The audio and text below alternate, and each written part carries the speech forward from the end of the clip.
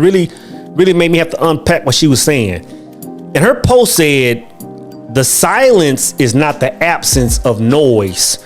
The silence is the absence of distractions. And right, it seemed so simple when I read it, man, but I pondered on it. I said, you know what? She's right. She's right, because normally when I talk about the silence, man, I talk about it as in a place that man must retreat to.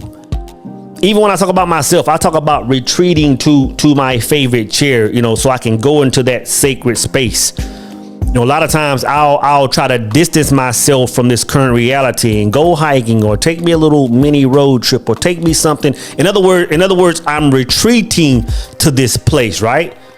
But when I thought about what she said, it's not the absence of noise, it's the absence of distractions. What that really showed me is that the silence is not something we should run to, but something we should summon towards us. In other words, we have to be individuals that can still be in the midst of chaos and bring the summon the silence around us. Meaning we can operate while in the midst of the chaos, like with the blinders on. In other words, right? Because you got to understand this, man. At the end of the day, this frequency that we're enjoying when we go to the silence, that frequency, man, where we can see ourselves. That frequency, man, where we can hear the voice and get those instructions. That frequency where that real peace is and all that stuff. It shouldn't be something we retreat to. It should be something that we live in, because that frequency at the end of the day is what we're trying to make our permanent residence. We're trying to make that, like I always say, man, we need to live life and create a world within a world. That silence that a man retreats to, that's really the world he's trying to make his permanent residence, man. So why would you run towards it, man? That's something we have to bring towards ourselves, man. You know what I'm saying?